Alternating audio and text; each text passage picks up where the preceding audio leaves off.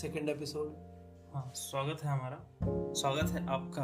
हमारा भी हमारा भी स्वागत है, आपका भी स्वागत है हिंदी घराना के इस नए नवेले एपिसोड में, तीन के बारे में episode। जहाँ फिर से हम किसी एक महान हस्ती की बात करेंगे, साहिर लुधियानवी। और हम इसको ऐसे इंट्रोड्यूस करेंगे आपसे कि आपका स्वागत है हिंदी घराना के नए एपिसोड में।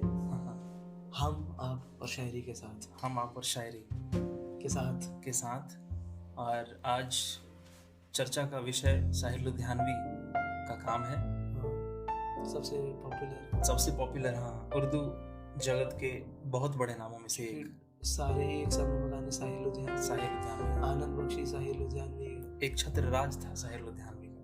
कृष्ण प्रसाद, और ऐसा था ना कि साहिर लुधियानवी कृष्ण बिहारी नूर, ऐसा था ना कि साहिर लुधियानवी के आने के पहले जो लोग बहुत फेमस हुआ करते थे, साहिर लुधियानवी ने उन सबको डोमिनेट कर दिया। जानिसार अख्तर, कैफी आजमी। और साहिर लुधियानवी के एक बहुत घनिष्ठ मित्र थे, हालांकि मित्र कहना ठीक नहीं होगा, बहुत जूनियर थे, पर मित्र के बेटे थे जावेद अख्तर, जानिसार अख्तर। हाँ, तो उनकी मित्रता जितनी ज्यादा जानिसार अख्तर से थी, उससे कहीं ज्यादा जावेद अख्तर से थी। इस दोनों साथ बैठते थे, दोनों साथ समय बिताते थे।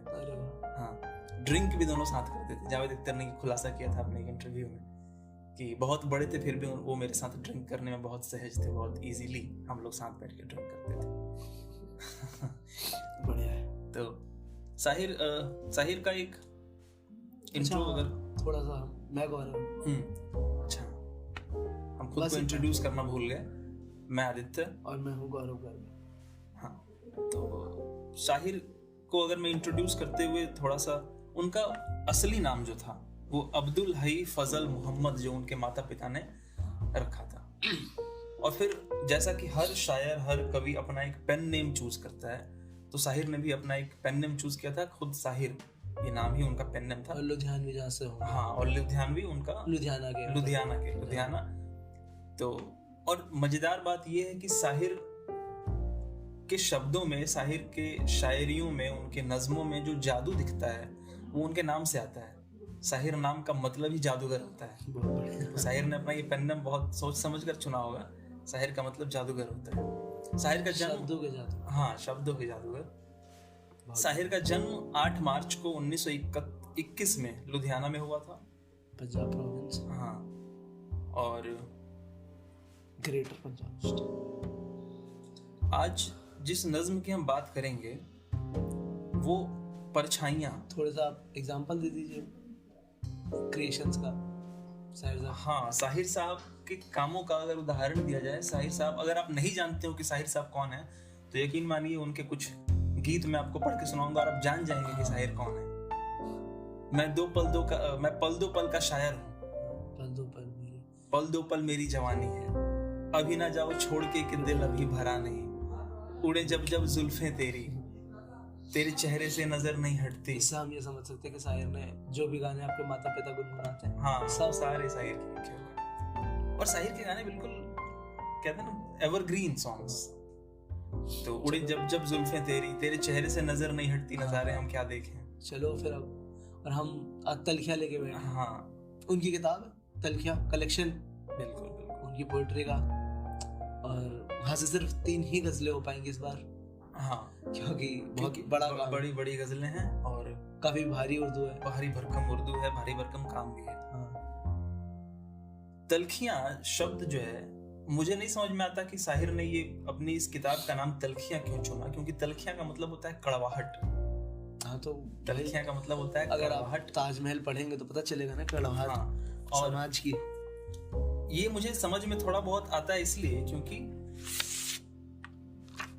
क्योंकि साहिर ने तलखियां किताब में शुरू में ही जो पहली वो लिखी है, शेर लिखा है पहला, वो है कि दुनिया के तजुर्बातो हवादिस की शक्ल में जो कुछ मुझे दिया है वो लौटा रहा हूँ। दुनिया ने जो भी तजुर्बे और जो भी तजुर्बे और हादसे मुझे दिए हैं, जो भी कड़वाहटें दुनिया ने दी हैं, मैं उनको वापस कर रहा हूँ। तो शायद इसलिए भी मुझे लगता है कि इस किताब का नाम तलखियां है।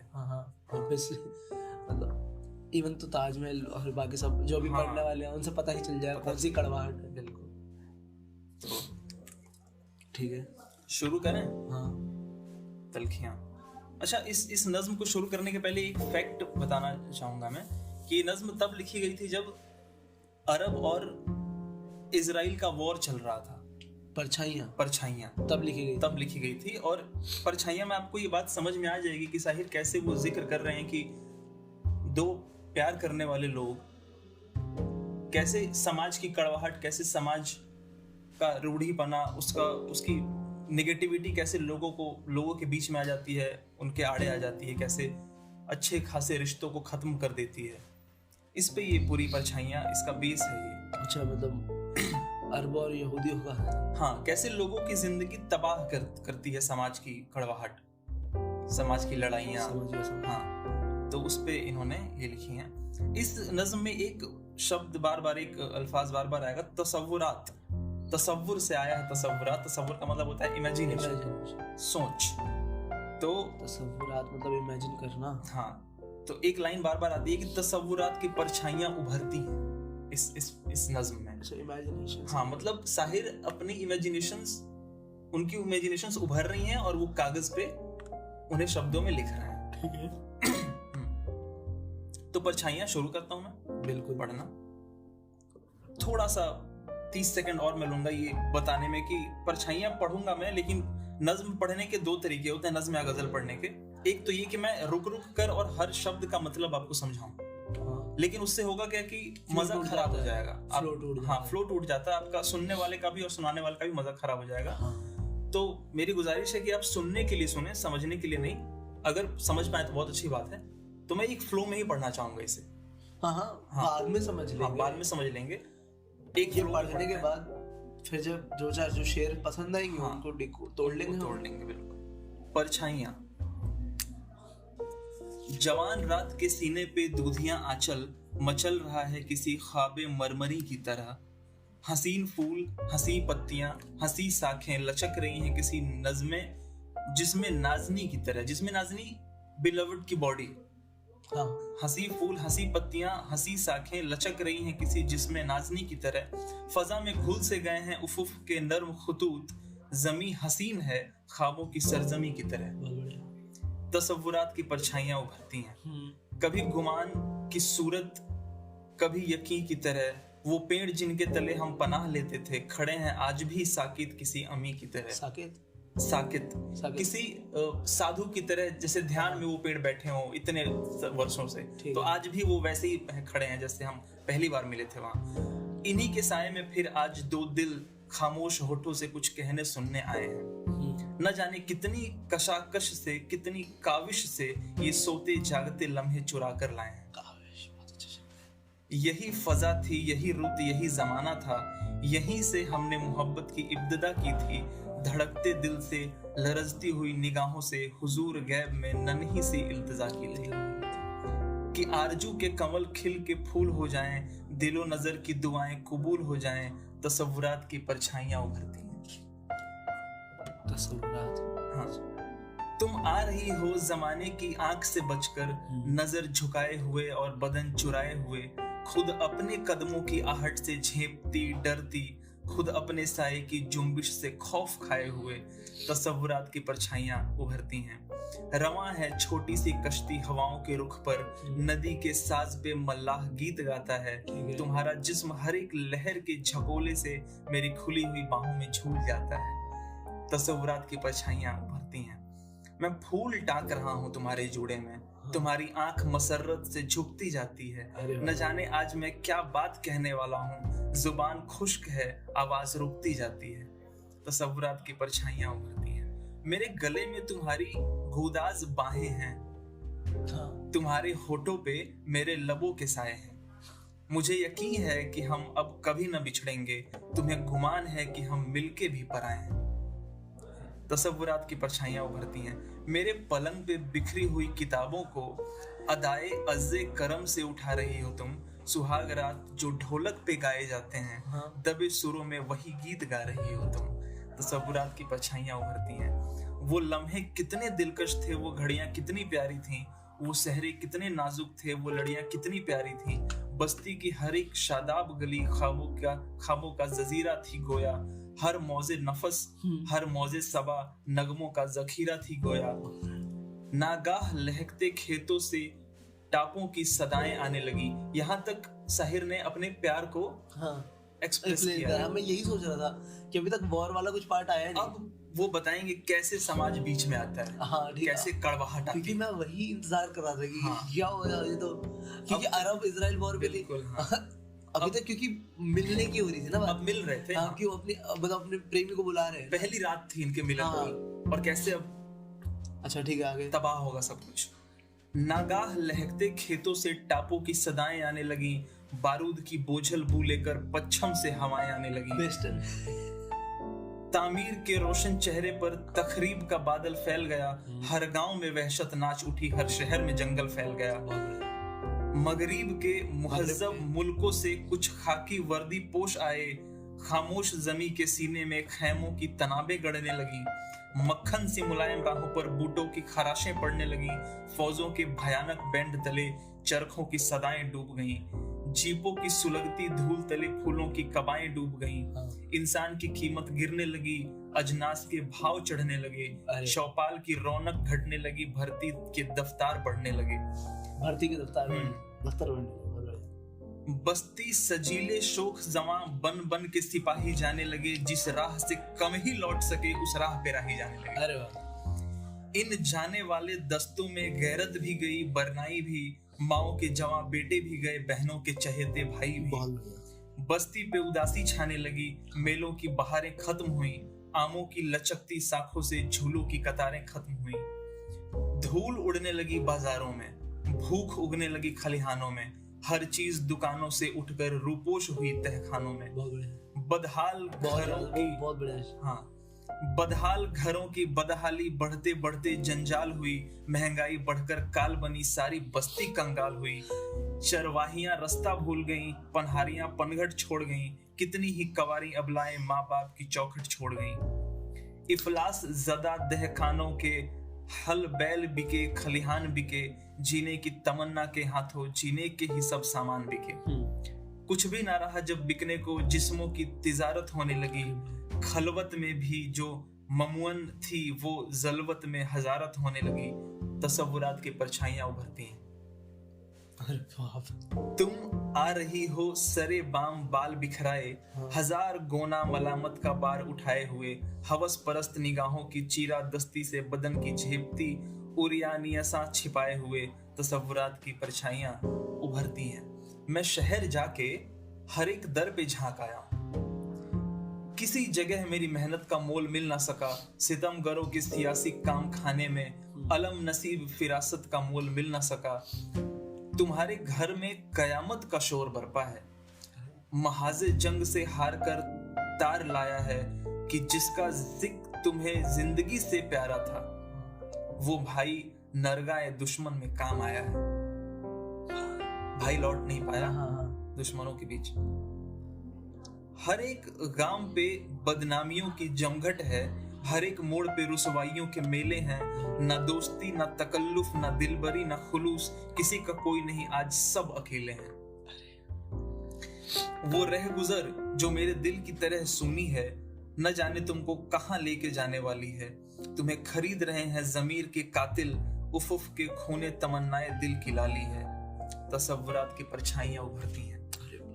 सूरज के लहू में लिथड़ी हुई वो शाम है, अब तक याद मुझे, चाहत के सुनहरे ख्वाबों का अंजाम है, अब तक याद मुझे। उस शाम मुझे मालूम हुआ खेतों की तरह इस दुनिया में सहमी हुई दोषी जाओं की मुस्कान भी बेची जाती है। उस शाम मुझे मालूम हुआ इस कारेगाहे जरदारी में दो भोली भाली रूहों की पहचान भी बेची जाती है। उस शाम मुझे मालूम हुआ जब बाप की खेती छिन जाए, ममता के सुनहरे ख्वाबों का अंजाम है, अब तक याद मुझे। उस शाम मुझे मालूम हुआ जब भाई जंग में काम आए, सरमाए के कहबा खाने में बहनों की जवानी बिकती है। सूरज के लहू में लिथड़ी हुई वो शाम है, अब तक याद मुझे, चाहत के सुनहरे ख्वाबों का अंजाम है, अब तक याद मुझे। तुम आज हजारों मील यहाँ से दूर कहीं तन्हाई में, या बज़्मे तरब आराई में, मेरे सपने बुनती होगी बैठी आगोश पराई में। पराई आगोश में बैठकर, अच्छा किसी और की हाँ, मेरे ख्वाब बुनती होगी। और मैं सीने में गम लेकर दिन रात मशक्कत करता हूँ, जीने की खातिर मरता हूँ, अपने फन को रुसवा करके अगियार का दामन भरता हूँ। अगियार? अच्छा, अगियार गैरों का, अच्छा, गैरों का दामन भरता हूँ। हाँ। मजबूर हूँ मैं, मजबूर हो तुम, मजबूर ये दुनिया सारी है, तन का दुख मन पर भारी है, इस दौर में जीने की कीमत या दारू रसन या ख्वारी है। अच्छा, ख्वारी मतलब हाल खराब करना अपना, धक्के खाना। और दारू रसन सूली। सूली, अच्छा अच्छा, ये तो मर जाओ धक्के खाओ। जीने की कीमत या तो सूली है या मर जाओ, ये धक्के खाओ। या धक्के खाओ।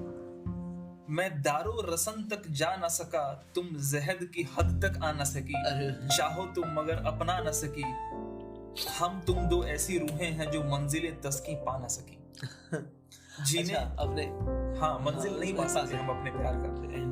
जीने को जिए जाते हैं मगर सांसों में चिताएं जलती हैं, खामोश वफाएं जलती हैं, संगीन हकायत जारों में ख्वाबों की हृदयें जलती हैं, और आज इन पेड़ों के नीचे फिर दो साए लहराए हैं। अरे आज इन पेड़ों के नीचे फिर दो साए लहराए हैं, फिर दो दिल मिलने आए हैं, फिर मौत की आंधी उठी है, फिर जंग के बादल छाए हैं। बहुत बढ़िया। मैं सोच रहा हूँ इनका भी अपनी ही तरह अंजाम ना हो।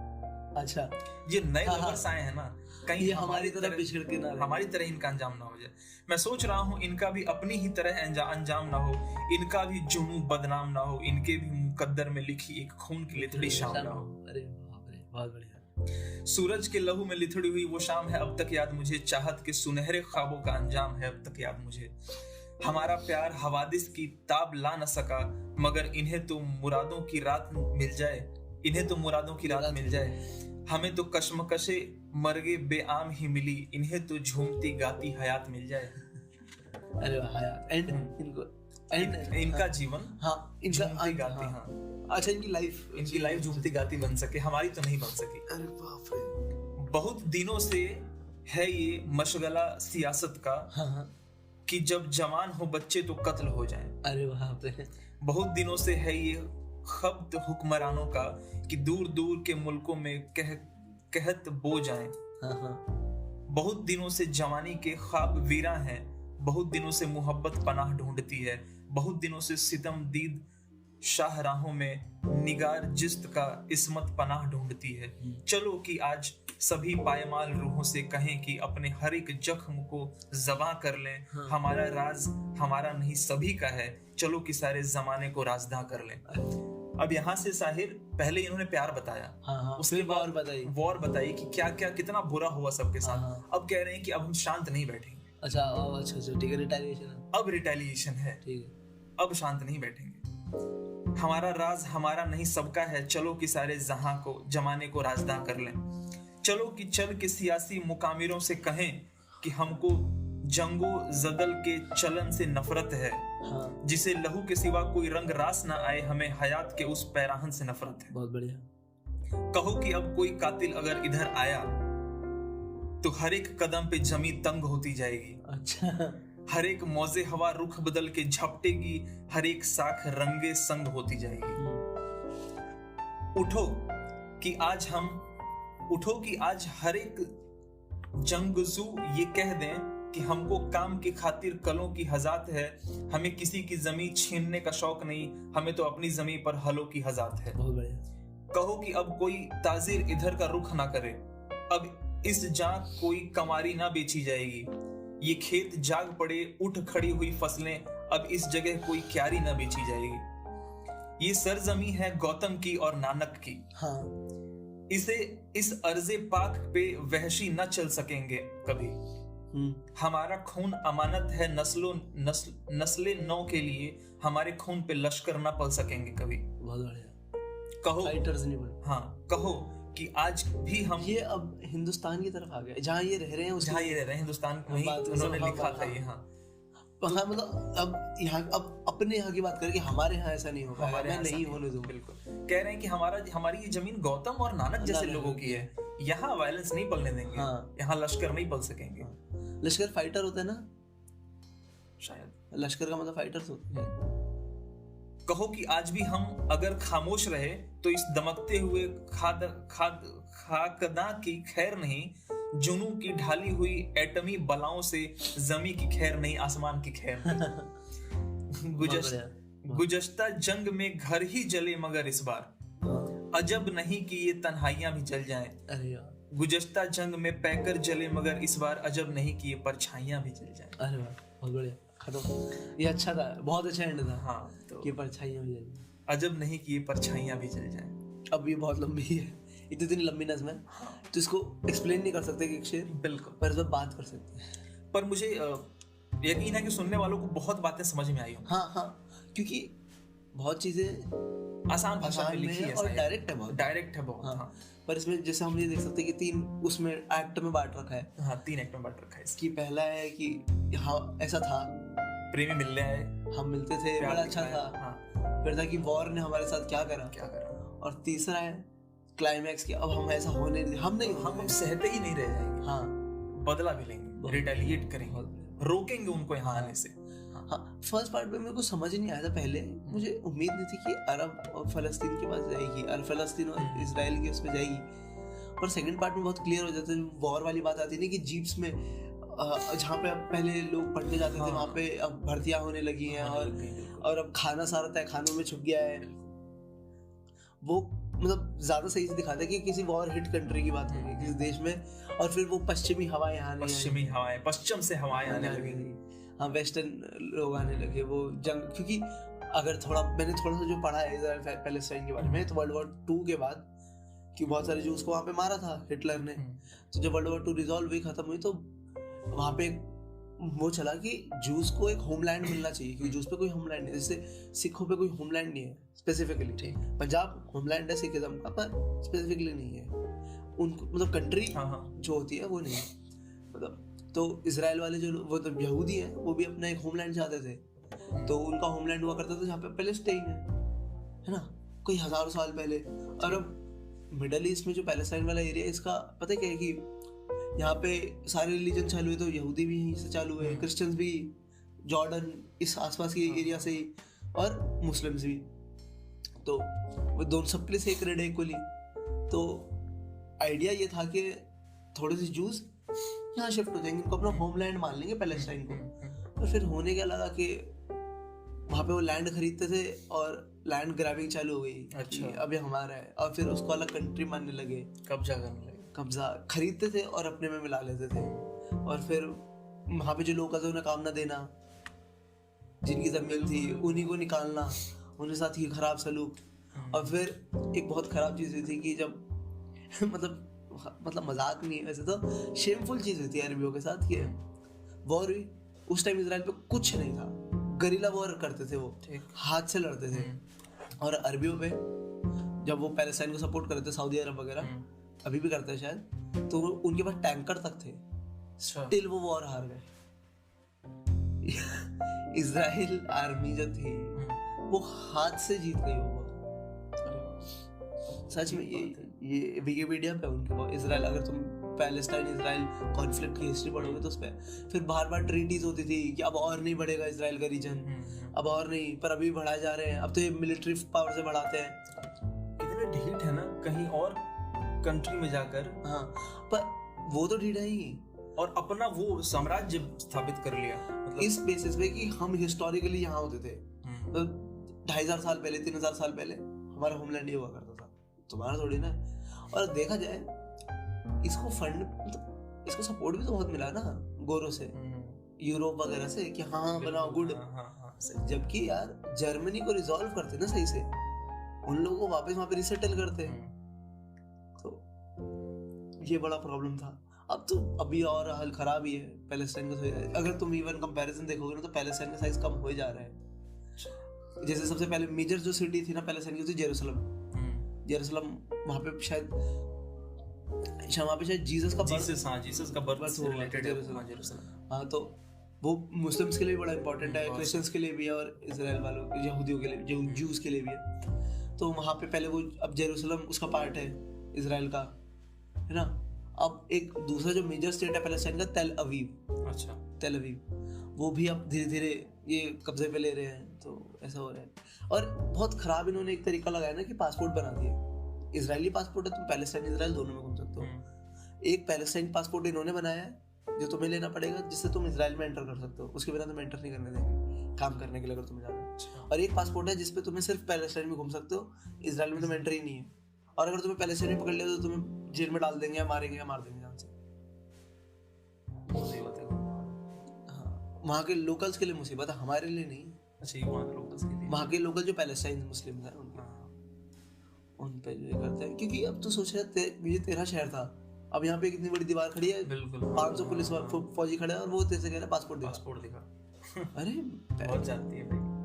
हाँ, तो बहुत खराब कॉन्फ्लिक्ट है, पर हाँ बहुत सही से लिखा है इन्होंने। और इस पे देखा जाए, इन्होंने एंड में जो एंगल दिया ना, एक थोड़ा स्टार्टिंग में था कि आज दोबारा फिर दो आशिक मिल रहे हैं एंड में ना। हाँ, और फिर उसके बाद की पर अब इनके साथ ही है ना। हाँ, विश कर रहे हैं कि काश इनका प्यार मुकम्मल हो जाए। हाँ, और फिर आगे वो पूरा कि हम ये करेंगे और ये करेंगे, हम जाके पॉलिटिशियन से बोलेंगे भाई हमें लड़ाई चाहिए, हमें जिन्हें खून कत्ल पसंद है हमें उनसे कोई वास्ता नहीं। हाँ, पर पता नहीं हम कहाँ जा रहे हो। तो और कितनी नाजुक कुछ बातें, बहुत मतलब वो वैसे लिखी हैं इन्होंने कि भाई जब मर जाते थे या भाई जब मर गए तो बहनों की जवानियां बिक गई कहीं किसी के। और वो वाली लाइन भी बड़ी सैड है ना कि वो उसने मुझे याद करा, अब किसी और की आबरू, किसी और के उसमें आगोश में बैठ के उसने मुझे याद करा। वो बड़ा सैड है। और जीने के लिए यहाँ या तो सूली चढ़ लगना पड़ेगा, या यहाँ रहने की दो ही वो है शर्तें हैं, या तो सूली चढ़ जाओ या परेशान हो धक्के। उसका बड़ा अच्छा ख्वारी, ख्वारी लिखा है उर्दू में, ख्वारी कहते हैं। तो ये सोचने वाली है, इस पे सोच ही सकते हैं उस बैठ के। और बहुत साहिर को खुद भी परछाइयाँ बहुत पसंद थी। हाँ, तूने बताया था। हाँ, उनके घर का नाम परछाइयाँ, अपने घर का नाम उन्होंने परछाइयाँ रखा है। खुद भी उन्हें परछाइयाँ बहुत पसंद थी, और वाकई जो भी सुनेगा या पढ़ेगा उसको पसंद आएगी परछाइयाँ। पर इसको ये भी है ना, बार बार पढ़ना पड़ेगा, ये एक बार पढ़ के नहीं, एक बार पढ़ के सारा फिगर आउट नहीं कर सकते। हाँ, और ये शायद सिर्फ पढ़ के खुद ही सोचने के लिए, पढ़ो और सोचो कि हम दुनिया में कर क्या रहे हैं और हम एज अ स्पीशीज कहाँ जा रहे हैं। बहुत सेंसिटिव इवन देखा जाए। हाँ, ये तूने बहुत अच्छा पॉइंट उठाया कि साहिर बड़े सेंसिटिव है, बहुत सेंसिटिव है ना। अभी जो उनकी एक और हम पढ़ेंगे, अरे हाँ, अगला भी, उससे भी और क्लैरिफाई होता रहेगा। पर हाँ, सेंसिटिव है और साहिर बड़े रेवोल्यूशनरी है।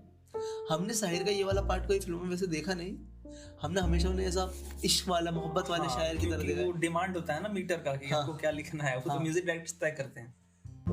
पर साहिर भी काफी क्रांतिकारी आइडिया रखते थे। बिल्कुल। हाँ, साहिर शायद अगर हम पैरेलल ड्रॉ करें, जो हमने दुष्यंत कुमार साहब के टाइम पे भी करा था, शायद फराज अहमद की तरह है साहिर, कह सकते हैं। प्यार मोहब्बत वाली शायद भी, गुलों में रंग भरे बादलों बाहर चले भी आओ, गुलशन का कारोबार चले, पर क्रांतिकारी भी है।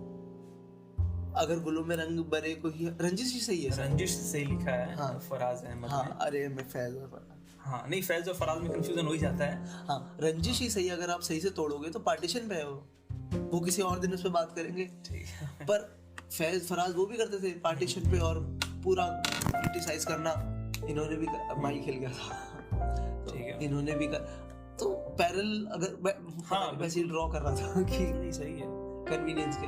हाँ, तो रेवोल्यूशनरी भी है पर बहुत मासूम भी है, बड़े प्योर है। प्यार लिखते हैं तो बिल्कुल। हाँ, उनका वो चलो एक बार फिर से अजनबी बन जाए हम दोनों, कितना प्यारा फराज। नहीं साहिर का। अच्छा, चलो एक बार फिर से अजनबी बन जाए हम दोनों। इवन यहाँ पे जो तूने एग्जांपल भी दिया है कि अभी ना जाओ छोड़ के, दिल अभी भरा नहीं। हाँ, कितना मासूम है, कितना प्योर है। और उसमें ना उन्होंने एक लाइन लिखी है कि जिस अफसाने को अंजाम तक पहुंचाना न हो मुमकिन, उसे एक खूबसूरत मोड़ देकर छोड़ना अच्छा। अरे हाँ, ये शायद तूने मेरे को सुनाया है शेर। वो बहुत प्यारी बात है और फिलॉसफी भी है। हाँ, कि जिस कहानी को आप अंत तक नहीं पहुंचा सकते उसे एक खूबसूरत मोड़ देकर छोड़ दीजिए। उसे खींचो मत, उसे बदसूरत मत बनाओ। हाँ, कि एक दूसरे से नफरत हो जाए। अरे वाह, बड़ा अच्छा उन्होंने लिखा है। ठीक है, तो अब आगे चले। हाँ, अगला तुम्हारी बारी है और भाई, अगला नज्म।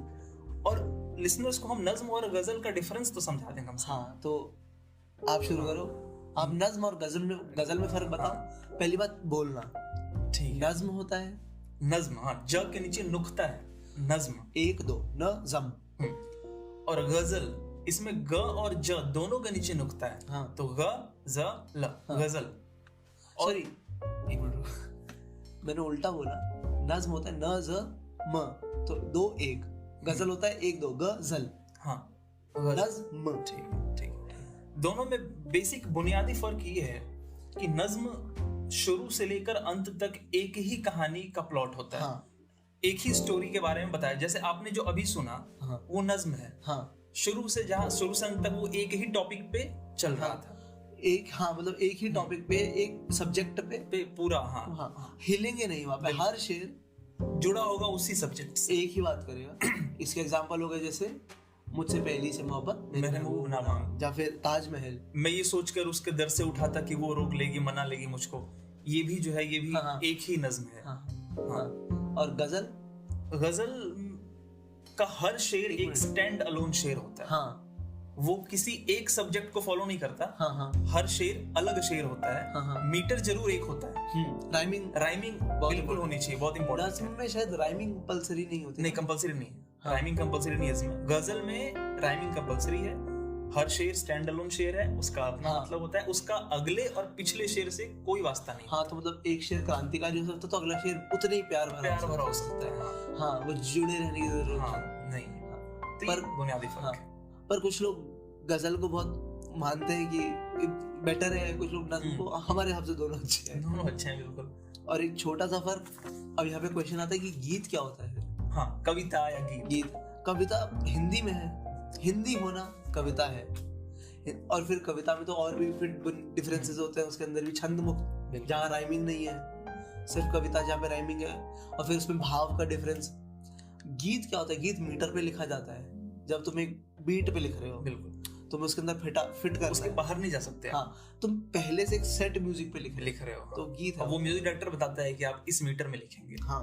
और शेर 2 लाइनर होते हैं। हाँ। पहला होता है सेटअप, दूसरी होती है पंच लाइन, मिसरा मतलब। हाँ, मिसरा मतलब, सही। हाँ, तो पहली लाइन में थोड़ा सेटअप देते हो। मीर भी बड़े सादे हैं। मीर क्या सादे हैं मीर, बीमार हुए जिसके सबब। अब ये सेटअप है कि मीर कितने सादे हैं, और जिसकी वजह से बीमार हुए उसी अत्तार के लड़के से दवा लेते हैं। बहुत अच्छे। जिसकी वजह से बीमार हुए थे मीर, अब उसी लड़के की उसी के लड़का जो अब डॉक्टर बन गया है, उससे दवाई लेने पहुंच जाते हैं। तो अब इसमें बहुत सारे मतलब है। थोड़ी उम्मीद अब भी बाकी है मीर को। हाँ। यहाँ और भी शेरों का एग्जांपल हो, जैसे अब कि हम बिछड़े तो शायद ख्वाबों में मिले, जैसे सूखे हुए फूल किताबों में मिले। पहला लाइन सेटअप है ना, अब ऐसा हुआ तो शायद ऐसा होगा। और एक और है ना कि कविता सुनाई जाती है। हाँ, ये वाला गीत गाया जाता है, नज्म पढ़ी जाती है, नज्म और गजल पढ़ी जाती है। बहुत बढ़िया, ये बड़ा अच्छा फर्क है। और शेर हमेशा कहा जाता है, शेर कहा जाता है। शेर, हाँ, अगर तुम किसी और शायर का भी शेर पढ़ रहे हैं तो आप हमेशा ये कहेंगे उन्होंने ये कहा था। फैज साहब ने ये कहा था, दुष्यंत साहब ने ये कहा था, आजमी साहब ने ये कहा था। ये नहीं कि उन्होंने लिख के कहते हैं। शेर हमेशा कहते हैं। गालिब ये कहता था, है ना। पूछते हैं कि गालिब कौन क्या एटीट्यूड है। वो पूछते हैं कि गालिब कौन है। अरे अब आप ही बताएं कि हम बताएं क्या एटीट्यूड वाला आदमी है गालिब पे करना है। अरे गालिब तो खैर, गालिब पे तो वो वाली कहानी भी सुनाना गालिब की। हाँ, ज़ौक़ के साथ उसने करा, बिल्कुल उन्होंने करा था। और कहते हैं ना गालिब का अंदाज़े बयां कुछ और। हाँ, अलग ही है गालिब। ताज में अगली नज़्म हमारी। ताज तेरे लिए मज़हरे उल्फत ही सही, तुझको इस वादी और रंगी से अकीदत ही सही, मेरे महबूब कहीं और मिलाकर मुझसे। बज़्म शाही में गरीबों का गुजर क्या मानी, सब्त जिस राह पे हो सतवते शाही के निशान, उस पे उल्फत भरी रूहों का सफर क्या मानी। क्या मेरे महबूब पसे पर्दाए तशहीर वफा, तूने सतवत के निशानों को तो देखा होता, मुर्दा शाहों के मकाबीर से बहने वाली अपनी तारीख मकानों को तो देखा होता। क्या बात है। अनगिनत लोगों ने दुनिया में मोहब्बत की है, कौन कहता है कि सादिक न थे जज़्बे उनके। क्या बात है, वाह। लेकिन उनके लिए तशहीर का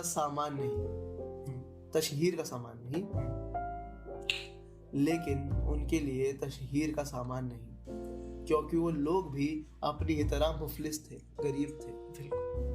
ये इमारतों मकाबीर, ये फसीले, ये हिसार, मुतलक उल हुक्म शहंशाहों की अज़मत के सूते, कि संतू दामने दहर पे उस रंग के गुलकारी हैं जिसमें शामिल है तेरे और मेरे अजदादों का खून। क्या वाह। मेरे महबूब, उन्हें भी तो मोहब्बत होगी जिनकी सन्नाई ने बख्शी है इसे शक्ल जमील। उनके प्यारे के मकाबीर रहे बेनाम नामूद। कितना प्यारा। आज तक उन पे जलाई ना किसी ने कंदील मोमबत्ती। ये चमनजार, ये जमाना, ये चमनजार, ये जमना का किनारा, ये महल, ये मुनकश दरो दीवार, ये महराब, ये ताक। एक शहंशाह ने दौलत का सहारा लेकर हम गरीबों की मोहब्बत का उड़ाया है मजाक। जिंदाबाद। मेरे महबूब कहीं और मिलाकर मुझसे। तो हमने अभी एक नई चीज डिस्कवर करी है कि शायरी में भी एपिलॉग होता है। ठीक है, शायरी में भी एपिलॉग होता है शायद, क्योंकि ये नज्म के खत्म होने के बाद है ये शेर। याद एक मुस्तकिल गम के सिवा कुछ भी नहीं शायद। याद का मतलब नहीं लिखा है यहाँ पे, याद नहीं लिखा। अच्छा हाँ, ये एपिलॉग ही है, ये इस नज्म का पार्ट ही नहीं है।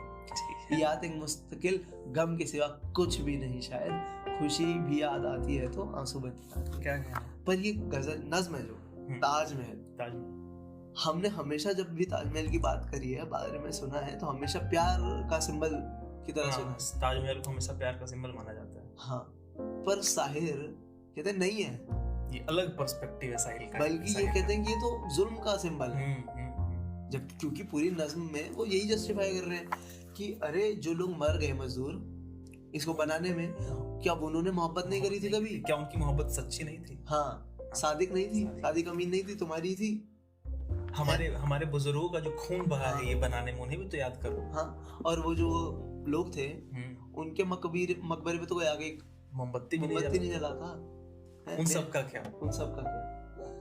और ये इल्तिजा करते हैं कि मेरे महबूब मुझे कहीं और मिला कर। हाँ, और आखिरी शेर इतना प्यारा है ना कि एक शहंशाह ने दौलत का सहारा लेकर हम गरीबों की मोहब्बत का उड़ाया है मजाक। कि हम तो मोहब्बत कर ही नहीं सकते, क्योंकि हमारी मोहब्बत, हम ताजमहल कहाँ से बना दें? और अगर ताजमहल बनाना ही वो कसौटी है मोहब्बत प्रूफ करने का, तो फिर तो किसी ने मोहब्बत करी नहीं आज तक शाहजहां के अलावा। सही बात है। तो मतलब क्योंकि और उसमें कुछ भी साहिर कह रहे हैं कि मोहब्बत जैसा है ही क्या, क्योंकि जुल्म है, लोगों पे पैसे छीनना, पैसे की बर्बादी, बिल्कुल रिसोर्सेज वेस्ट करना, हाँ, समय खराब करना, मार देना, मर जाना, और बस फिर बोल देना कि ये देखो मैंने अपनी बीवी के पैर में बना दिया। इन सब बातों से हटकर भी अगर मैं शाहजहां हिस्ट्री पढ़कर अगर कोई बात करे, शाहजहां के कितने बच्चे थे? शायद बहुत सारे। उसमें सबसे पॉपुलर है औरंगजेब। उसके बच्चे पैदा करते करते बेचारे मुमताज मर गई थी। शायद तो चलो 16वां की 17वां बच्चा पैदा करते करते वो मर गई। चलो वो तो वैसे भी उस टाइम में कॉमन होता था ना, चाइल्ड बर्थ में औरतें बहुत मरती थी। हाँ, पर ये भी तो सोचो कि कोई अपनी बीवी को मशीन बना दे। हाँ, वो तो ठीक है, पर फिर हमें वो सब पार्ट है कि हमें वो सब कंसिडर करना चाहिए। कॉन्ट्रासेप्टिव नहीं थे, और चाइल्ड बर्थ में बहुत फीमेल डेथ है, इवन अभी भी है। पर हाँ, वो गलत था भाई। तुम बच्चे में, और वैसे भी मोहब्बत, शाहजहां के 2 ही बच्चे पॉपुलर थे, औरंगजेब और उसका नाम था दारा शुको, और एक कोई उसकी बेटी थी ना जो बहुत बहन या बेटी, कोई उसकी बेटी थी बहुत फेमस। 2 बेटियां थी उसकी, एक दारा शुको की दोस्त थी और एक औरंगजेब की। और थोड़ा खराब इमेज थी शाहजहां की उनको लेके, अगर किसी ने थोड़ा बहुत चांदनी चौक के बारे में पढ़ा हो।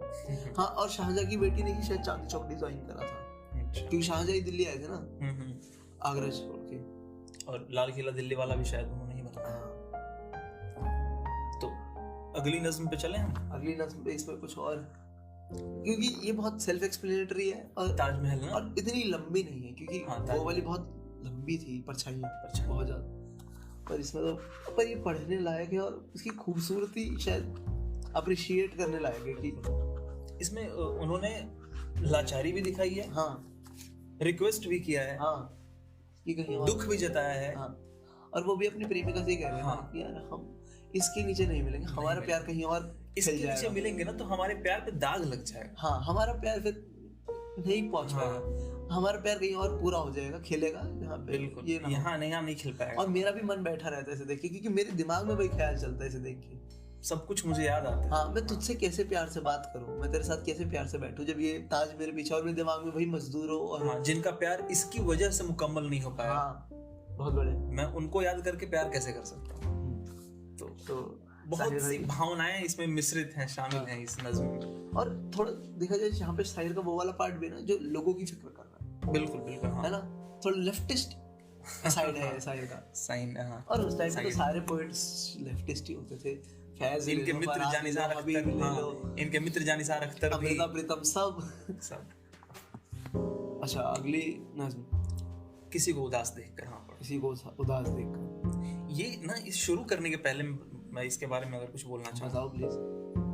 इसमें ना शाहिर फिर से अपनी ही महबूबा से शायद कुछ कह रहे हैं, और लास्ट में एक लाइन आती है कि दुनिया का गम बहुत है मुझे मिटाने के लिए, ये गम बहुत है मेरी जिंदगी मिटाने को। हाँ, उदास रह के मेरे दिल को और रंज ना दो, कम से कम तुम तो मत उदास रहो। हाँ, हाँ। दुनिया की उदासी बहुत है मुझे मारने के लिए, और वो फिर भी कुछ नहीं है तेरी उदासी के सामने। हाँ, तेरी उदासी मुझे मार दी, तुझे नहीं देख सकता। मैं उसे तो झेल रहा हूँ अब तक, झेल लूंगा। तेरा अगर आ गया ना, और वो नहीं हो पाएगा वो, क्योंकि इतना प्यार, बिल्कुल इतना प्यार है। तो ये भी बहुत प्यार से भरी नज़्म है। ये मैं पहली बार पढ़ रहा हूँ। अच्छा, ठीक है। किसी को उदास देख, तुम्हें उदास सी पाता हूँ मैं कई दिन से, न जाने कौन से सदमे उठा रही हो तुम। वो शोखियां, वो तबस्सुम, वो कहे ना रहे, हर एक चीज को हसरत से देखती हो तुम। छुपा छुपा के खामोशी में अपनी बेचैनी, खुद अपने राज की तशहीर बन गई हो तुम। मेरी उम्मीद अगर मिट गई तो मिटने दो, उम्मीद क्या है बस एक पोशे पस है, कुछ भी नहीं। पोशे पस का मतलब होता है दुविधा, एक दुविधा है, कुछ भी नहीं। मेरी हयात की गमगीनियां का गम ना करो, मेरी हयात की गमगीनियों का गम ना करो, मेरा गम मत करो तुम। हाँ, गम हयात गम यक नफ्स है, कुछ भी नहीं। गम हयात मतलब क्षण का भरा गम, जीवन का जो गम है वो थोड़े से टाइम का है, थोड़े टाइम का है, उसकी टेंशन ना लो। हाँ, उसकी टेंशन मत करो, तुम खुश रहो बस। तुम अपने हुस्न की रहनाइयों पे रहम करो, वफा फरेब है, तूले हवस है, कुछ भी नहीं। वफा फरेब है, ठगी है एक तरह की। हाँ, तुम अपने हुस्न की रहनाइयों पे रहम करो। क्या बात है। ठीक है। मुझे तुम्हारे तगाफुल से क्यों शिकायत हो, मेरी फना मेरे एहसास का तकाजा है। मैं जानता हूँ कि दुनिया का खौफ है तुमको, मुझे खबर है ये दुनिया अजीब दुनिया है। यहाँ हयात के पर्दे में मौत पलती है, शिकस्ते साज की आवाज रूहे नगमा है। बहुत अच्छा, ठीक है। मुझे तुम्हारी जुदाई का कोई रंज नहीं, मेरे ख्याल की दुनिया में मेरे पास हो तुम। ये तुमने ठीक कहा है, तुम्हें मिला ना करूं, मगर मुझे ये बता दो कि क्यों उदास हो तुम। खफा ना होना मेरी जुर्रत तखातुब पर, तुम्हें खबर है मेरी जिंदगी की आस हो तुम। मैं अपनी रूह की हर एक खुशी मिटा लूंगा, मगर तुम्हारी मसरत मिटा नहीं सकता। मैं खुद को मौत के हाथों में सौंप सकता हूँ, मगर ये बारे मसाइब उठा नहीं सकता। क्या कहने, मुसीबत का बोझ, बारे मसाइब, ये मुसीबतों का बोझ, मैं मर सकता हूँ पर तुम्हें नहीं देख सकता उदास। एक ही बात को अलग अलग तरीकों से कहा है। बिल्कुल। तुम्हारे गम के सिवा और भी तो गम है मुझे, निजात जिनसे है एक लहजा पा नहीं सकता।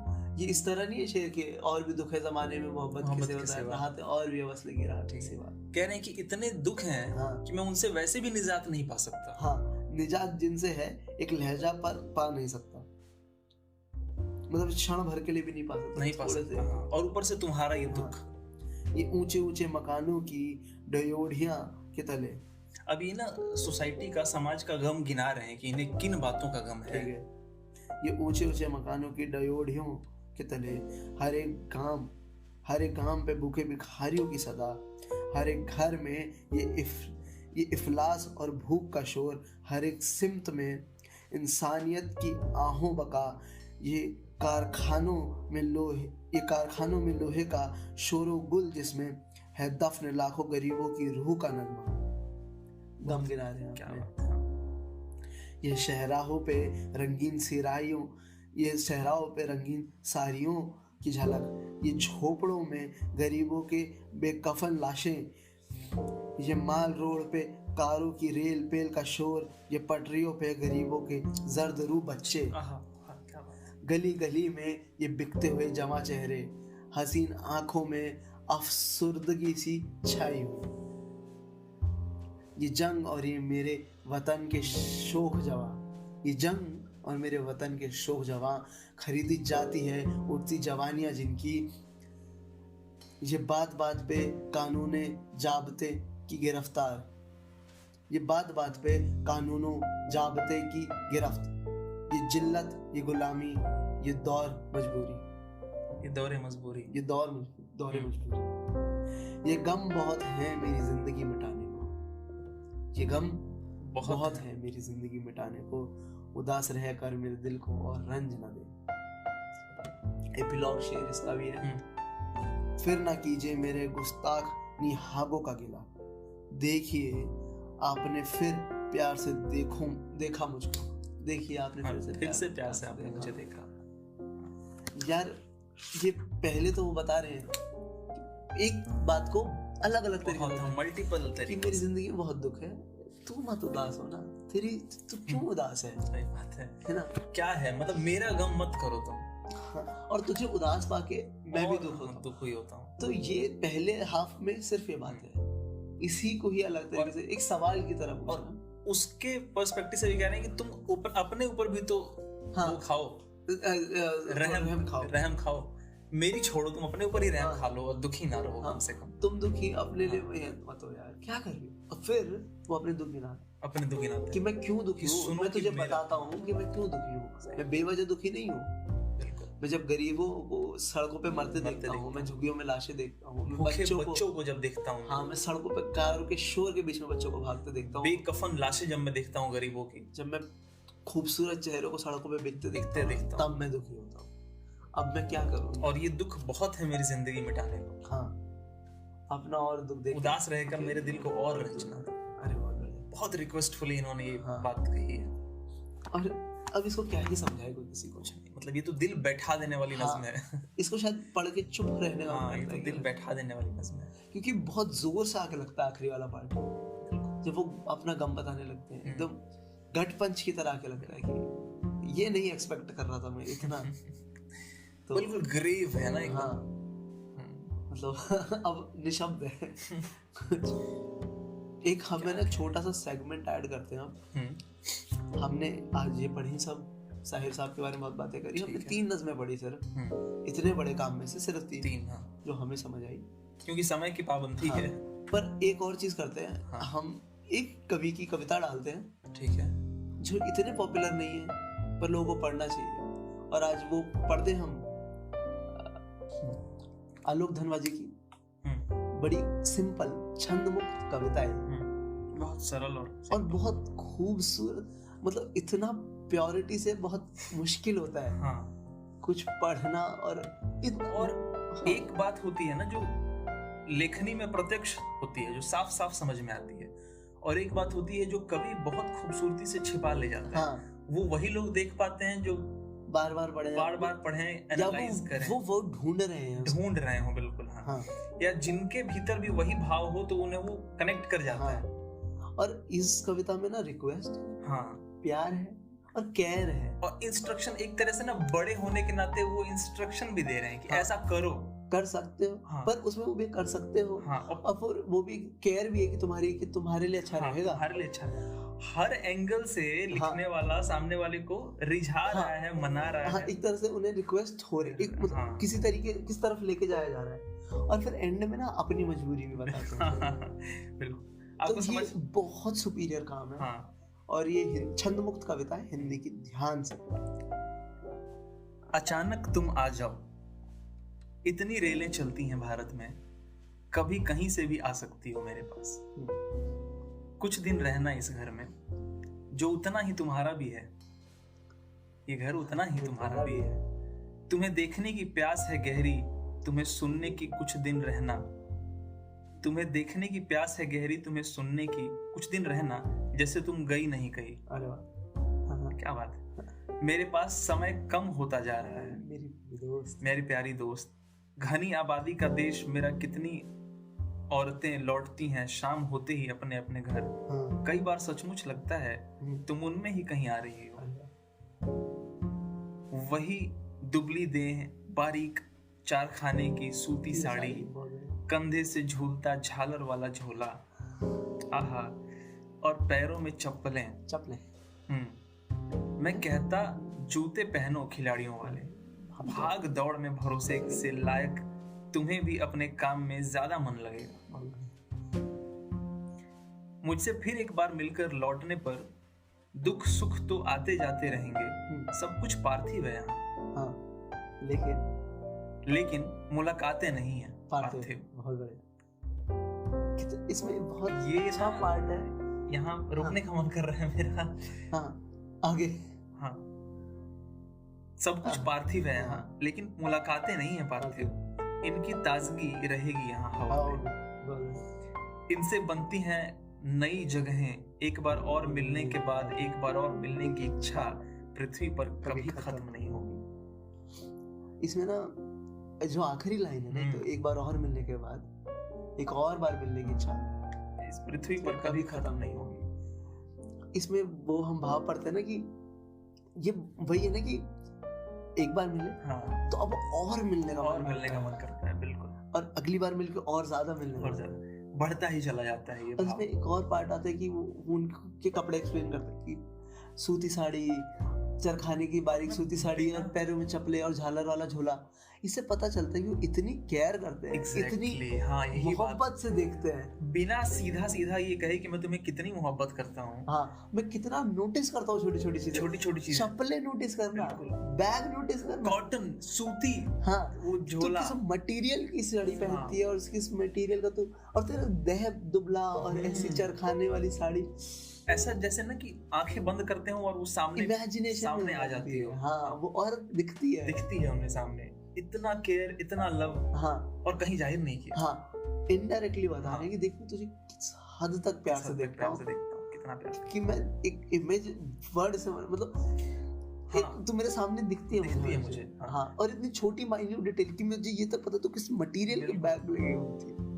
कितना खूबसूरत। और वो जो लाइन है, पार्थिव सब कुछ है पार्थिव यहाँ, लेकिन वो तो मुलाकातें नहीं है। वो तो फिलॉसफी है भाई। सब कुछ पार्थिव नहीं है, कुछ पार्थिव नहीं है यहाँ, सब कुछ पार्थिव है यहाँ, सब कुछ मटेरियलिस्टिक है, सब कुछ खत्म हो जाएगा, लेकिन मुलाकातें नहीं है पार्थिव। वो कभी वो नहीं खत्म होनी चाहिए, तेरा और मेरा मिलना। क्या बात है ना, ये कितना सिंपल है। और ये भी बहुत सिंपल है और बहुत गहरा है। एक ही टाइम पे। मतलब और ये कोई बड़ी क्रांति की बातें नहीं हो रही है। एक जिनसे तुम प्यार करते हो, प्योर फीलिंग्स, बहुत फिलोसॉफिकल है और बहुत इमोशनल, बहुत लविंग। और वो जो आखिरी इवन अगर जैसे एंड करते हैं, खत्म पृथ्वी पे कभी खत्म नहीं है, शायद मैं मर जाऊं तब मुझे तुमसे मिलने की वो शायद चाहते ना वो खत्म हो जाए, पर इस पृथ्वी पे अभी जब तक मैं जिंदा हूं तब नहीं खत्म होने। सही, मैं तुमसे रोज मिलना चाहता हूँ। कितना कमाल। मुझे जब ये पहली बार मिली थी कविता, बड़े अजीब तरीके से मिली थी, एक मीम से मिली थी मुझे। अच्छा। वो हिंदी मीम बनाते हैं, हिंदी मीम प्रकाशन, एक ऐसे इंस्टाग्राम अकाउंट है, वहां से मिली थी। तब मैंने पढ़ी, बहुत अच्छी चीज मिल गई। और मैंने कितनी बार तुझे पढ़ाई है। बहुत बार, 2-3 बार तो शायद हमने ऐसे ही बैठ के पढ़ी। हमने लाइब्रेरी में भी इस पे 10-15 मिनट एक दिन, याद है तुझे, शीशे के पास खड़े होकर 10-15 मिनट जिक्र किया था। और विनोद कुमार शुक्ल और इनकी ये कविता दोनों हम साथ लेके गए थे, और चाय पीते हुए भी कितनी काफी बार हमने बातें की। ये शायद काफी, अगर हमें अपनी लाइफ की इंपॉर्टेंट कविताओं में गिनेगा तो मेरे लिए ये आएगी। और जब ये आती है ना, तब ऐसे लगता कोई याद आ गई, तब वो चीजें निकल कर आती हैं कि ये क्या है। कोई यादें भी लेके आती है मतलब दूसरे के लिए। बहुत कुछ है इसमें, बहुत कुछ। अगर किसी को ढूंढनी हो तो कविता ढूंढ सकते हैं आलोक धनवा जी की। आलोक धनवा की और कविता शुरू हो रही थी कि कैसे शुरू हो रही थी? पहली लाइन बता दो, उनसे ढूंढ लेंगे वो। हाँ, इसकी कविता की पहली लाइन है, अचानक तुम आ जाओ। हाँ इतनी रे, हाँ अचानक तुम आ जाओ, आलोक धनवा जी की। हाँ, और उनकी किताब है दुनिया रोज बनती। अच्छा। 100 रुपए की आती है, ले लो कविता कलेक्शन। ये नाम जिसने भी चुना, अगर ये आलोक धनवा नहीं चुना है ना, ये नाम रोज दुनिया बनती है, ये भी एक फिलॉसफी है। ये 4-5 वर्ड्स में इन्होंने बहुत बड़ी फिलॉसफी कही है। आलोक धनवा बहुत बड़ी फिलॉसफी। हाँ, ये दुनिया रोज बनती है। मैं उनकी ये किताब लेने वाला हूँ और फिर पढ़ेंगे उसे। तब तक के लिए अगले एपिसोड में आज यहीं पे खत्म करते हैं। आइए।